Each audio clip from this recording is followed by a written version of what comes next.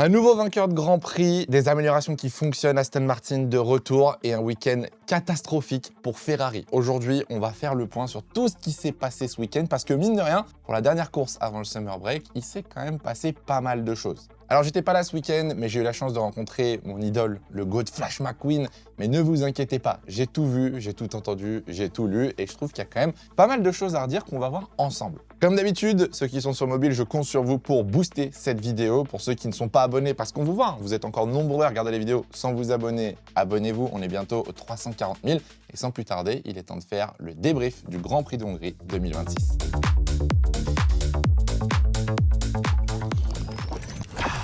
Je l'avais oublié au bureau. Je l'avais pas ce week-end et ça, c'est triste. Et c'est peut-être votre cas aussi parce que vous n'avez pas profité de notre offre avec Holy. N'oubliez pas que le code HYDRO vous offre 10% de réduction sur le site de Holy. Il y a de tout, de la boisson énergisante, hydration.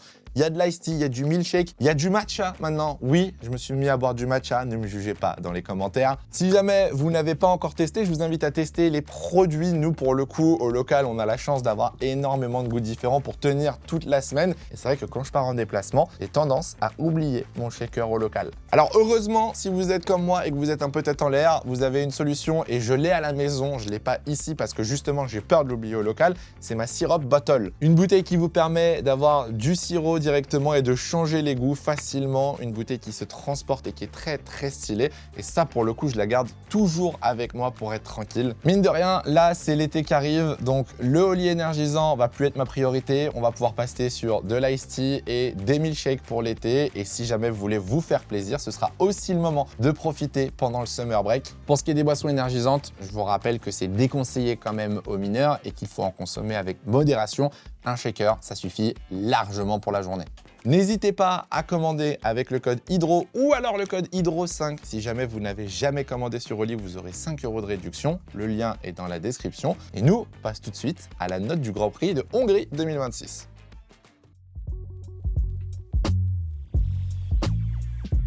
Pour la note du Grand Prix, alors je vais peut-être aller un petit peu à contre-courant, j'ai l'impression, mais je vais mettre un 14 sur 20. C'est une plutôt bonne note au vu de ce que j'ai mis depuis le début de saison. J'ai pas trouvé la course forcément extrêmement chiante. Alors peut-être parce que je l'ai regardé en replay et que je connaissais déjà les résultats, donc j'étais pas sur le moment même à attendre l'action et forcément j'ai peut-être pas été déçu d'avoir une course un petit peu moins animée qu'on a pu les avoir ces dernières années. Mais en vrai, j'ai trouvé qu'il y a quand même eu un peu d'action sur le début de la course, avec quelques dépassements, quelques pilotes qui se suivent, sachant qu'en Hongrie, c'est dur de doubler. En fin de course aussi, avec la bataille Hamilton-Antonelli, quelques rebondissements, un peu de stratégie, et au final, un nouveau vainqueur, ce qui, mine de rien, fait plaisir cette année. C'est une course typique de 2026, je suis pas déçu, j'ai pas trouvé que la course était exceptionnelle non plus, mais je me suis pas forcément ennuyé. Avant de commencer le conseil de classe, mention honorable à Stefano Domenicali, qui a quand même fait du bon travail, il faut l'avouer. Vous l'avez vu, le Grand Prix de Bahreïn aura lieu, mais en Malaisie, au mois d'octobre, entre Singapour et Bakou.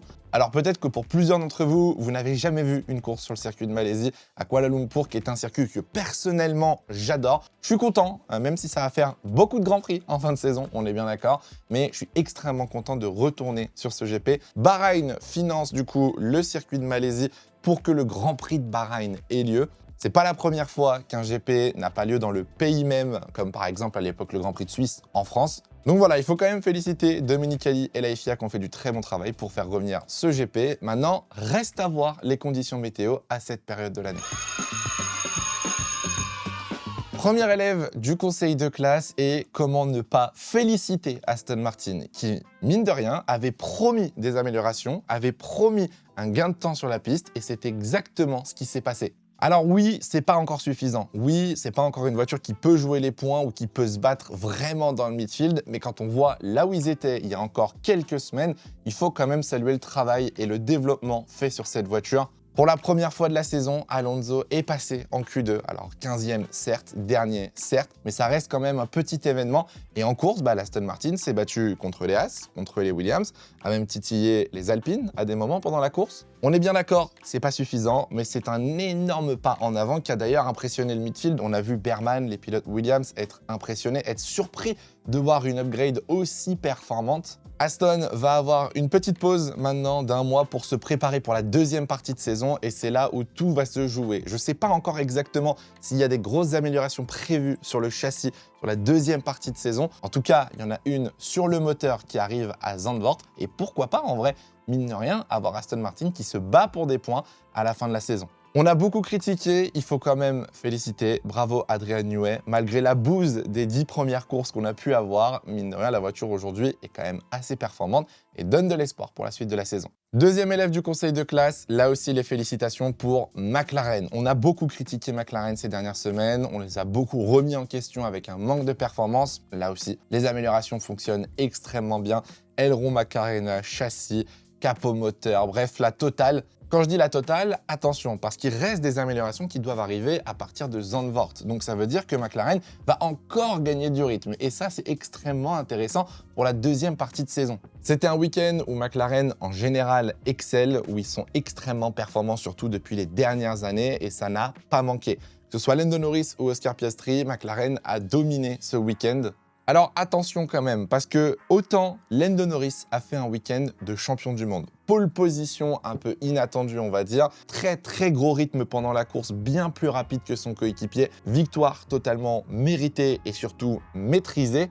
De l'autre côté du garage, ça a été quand même plus compliqué pour Piastri. Déjà en qualification, assez loin de son coéquipier, il profite des pénalités sur la grille pour remonter. Il fait un bon départ, rien à dire là-dessus, il prend la tête de la course et aurait mérité, en vrai, de remporter ce Grand Prix de Hongrie. Derrière, la course, elle a été très compliquée, le rythme n'était pas excellent, la dégradation des pneus non plus. Bon, le cas Sainz, voilà, il n'y a pas grand-chose à dire. Sainz nous a juste fait une dinguerie et aurait mérité bien plus que 5 secondes de pénalité. Et puis pour finir, la casse de la boîte de vitesse, tout simplement. Donc DNF, 0 point pour Piastri. C'est quand même dur. Je pense que Oscar aurait mérité un podium et pourquoi pas un doublé pour McLaren qui a fait un très gros week-end. Mais c'est comme ça, c'est le sport auto. Je suis très content de voir Norris et McLaren gagner. Voilà, il est champion du monde quand même, il faut le rappeler, c'est sa première victoire avec le numéro 1. J'espère que McLaren va continuer de se battre pour des victoires sur la suite de la saison. Pourquoi pas nous apporter une bataille à 3 entre Mercedes, Ferrari et McLaren. Et je pense personnellement qu'il y a encore bien plus de victoires qui attendent McLaren sur la deuxième partie de saison. Troisième élève du conseil de classe, George Russell. Je vais essayer de pas trop être dur, on va mettre 1 heure de colle, mais là, je pense que l'heure est grave. Que dire en fait, actuellement, de George Russell ? Même si, on est bien d'accord, depuis le début de la saison, Russell a énormément de problèmes, que ce soit sur le moteur, des problèmes de réglage, des problèmes de software, il a probablement eu tous les problèmes possibles. Il y a un autre problème qui est juste le pilote. Même si Russell rate son départ et se retrouve à la 15e place au virage 1, et ça c'est une erreur, il faut le rappeler encore une fois, c'est George Russell qui rate son départ. Il y a quand même un énorme écart de performance entre Antonelli et Russell. En qualification, Antonelli est encore devant Russell. En course, même si Russell remonte, il n'y a pas le rythme de Kimi Antonelli. Je ne comprends pas comment Russell a pu s'effondrer cette année. Je ne comprends pas comment George Russell, qui était le favori, on va pas se mentir, c'était lui normalement le leader de cette équipe et c'était lui le favori au championnat, comment George Russell s'est effondré en aussi peu de temps. Le problème pour George Russell, déjà de 1, c'est qu'il est à 59 points de Kimi Antonelli, soit plus de 2 victoires, donc là ça commence à être beaucoup à la moitié de saison, mais c'est surtout que le genre d'erreur qu'il a fait en Hongrie sur le départ, c'est des erreurs qu'on ne peut pas faire quand on joue le titre de champion du monde. C'est des erreurs qu'on ne peut pas faire à cette partie de la saison. Kimi Antonelli les a fait à Melbourne, en Chine, etc. J'entends, c'est le début de la saison. Là maintenant, les procédures de départ, plus personne ne cale, plus personne n'a de problème. Comment Russell arrive encore une fois à faire une erreur, à se louper et perdre autant de points en championnat? Je vous laisserai me dire dans les commentaires ce que vous en pensez, mais là, j'ai plus beaucoup d'espoir. Honnêtement, pour Russell cette année, je suis déçu. Je suis très déçu en vrai de George Russell. Je m'attendais vraiment à une grosse saison de sa part. Et là, avec 59 points de retard, c'est jamais terminé. On est bien d'accord. Ça me paraît quand même plus que compliqué. Dernier élève du conseil de classe, et vous vous doutez de qui on va parler, bien évidemment, de ceux qui ont déçu la sphère Formule 1, de ceux qui ont déçu leurs fans, de ceux qui ont été ridicules et qui ont miraculeusement réussi à échouer là où c'était impossible d'échouer. On va parler de la Scuderia Ferrari et bien évidemment leur mettre un conseil de discipline. Sauf qu'avant de parler de Ferrari, je vous rappelle quand même qu'on a sorti les t-shirts pour Madrid. On part au Grand Prix de Madrid en septembre. Le lien de la boutique est dans la description. Vous avez 2 t-shirts, un vert et un bordeaux.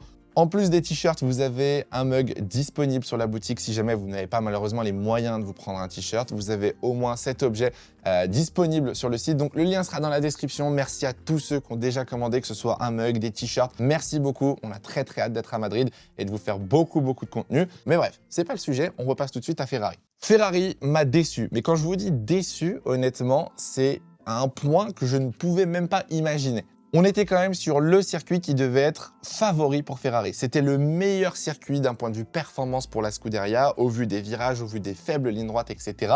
Et pourtant, Ferrari a réussi à faire un 0 pointé. Le week-end était très bien parti, pas de souci. En séance d'essai, on a vu que la Ferrari avait le rythme, on a vu qu'ils étaient à l'aise et que la voiture marchait bien. Sauf qu'en qualif, ça devait être première ligne, ça devait être 1 et 2. En course, ça devait être 2 voitures sur le podium. Résultat, on n'a rien eu de tout ça.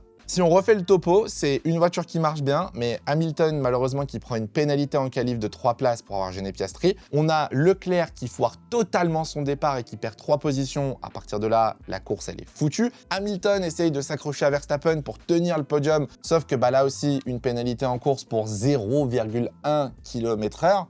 Et à ça, vous rajoutez la stratégie de Ferrari lors de la dernière VSC de faire pit les 2 pilotes et de perdre la track position qui est extrêmement importante en Hongrie. Et résultat, vous vous retrouvez avec un résultat décevant. Au-delà des erreurs des pilotes, du mauvais départ de Charles, des pénalités sur Lewis Hamilton, et je tiens à appuyer sur un point, c'est que la FIA ne s'acharne pas sur Lewis Hamilton. Il y a des pénalités parce qu'il enfreint le règlement et malheureusement c'est comme ça, il l'a dit lui-même. S'il offre la possibilité à la FIA de le pénaliser, forcément il va être pénalisé.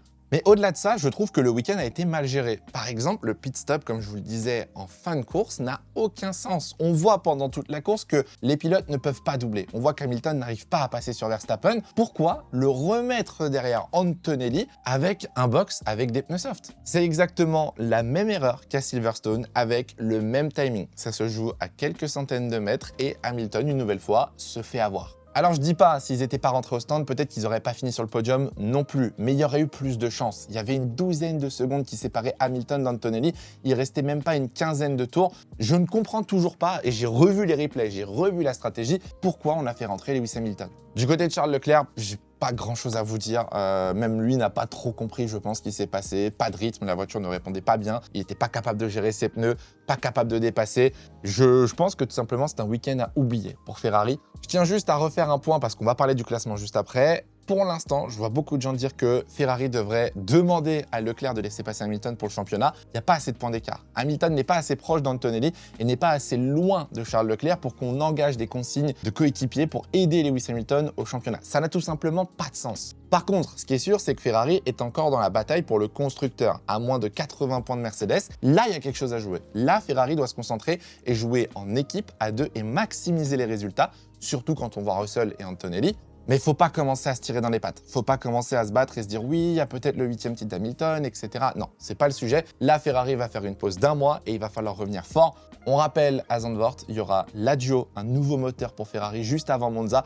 Peut-être encore de la performance à aller chercher. Et là, je suis très déçu de ce qui s'est passé ce week-end avec Ferrari. Au niveau du classement pilote, bon, on a 5 vainqueurs désormais cette saison. On a toujours Antonelli en tête devant Lewis Hamilton, il faut le rappeler, 2e. Russell, Leclerc. Norris, du coup, s'est bien rattrapé avec cette victoire. Il est bien revenu sur Charles Leclerc. Verstappen aussi n'est pas très loin, j'en ai pas parlé, mais excellente course aussi de Verstappen qui termine sur le podium. Derrière, attention, avec Alpine, ça va bouger un petit peu. Gasly est passé 10e et Wettbewerb est bien revenu dans la bataille. Concernant le constructeur, comme je vous le disais, Ferrari est toujours à la chasse de Mercedes et ça, mine de rien, attention parce que ça peut très vite basculer si Mercedes se rate sur la deuxième partie de saison. McLaren est dans un entre-deux entre Ferrari et Red Bull et Wettbewerb est passé devant Alpine. Il faut souligner aussi le travail de Wettbewerb pour ces dernières semaines et les excellents résultats. Cadillac, on n'en a pas parlé, toujours 0 points bien évidemment, parce qu'on n'aura pas vu le désastre de cette saison et Williams est tombé à la 9e position avec probablement le résultat le plus décevant de sa saison 2026. Pour terminer ce débrief, j'ai une question à vous poser et je vous laisse me répondre dans les commentaires. Est-ce que vous pensez qu'à partir de maintenant, on peut avoir 3 voitures qui se battent pour la victoire? Alors, on avait Ferrari et Mercedes de temps en temps. Est-ce que McLaren peut rejoindre cette liste? Et est-ce qu'on peut s'attendre à de nouvelles victoires de Norris et Piastri sur la deuxième partie de saison? Moi, je pense que oui. J'ai besoin de vos commentaires parce qu'il y a une vidéo qui sort jeudi et j'aurai besoin de vos avis là-dessus. Écoutez, c'était le dernier débrief avant un petit mois parce que oui, on rentre dans le summer break, les usines vont fermer pendant quelques semaines et on reviendra fin août avec le Grand Prix de Zandvoort. Vous inquiétez pas, il y aura des vidéos quand même pendant la trêve. On vous a prévu un petit bilan pour refaire le point sur cette première partie de saison et d'autres sujets. Merci d'être resté jusqu'au bout. N'oubliez pas de vous abonner, de booster et passer sur le lien qui est dans la description pour vous commander un t-shirt Hydro Madrid. On se retrouve très bientôt. En attendant, prenez soin de vous, c'est le plus important. Ciao, ciao.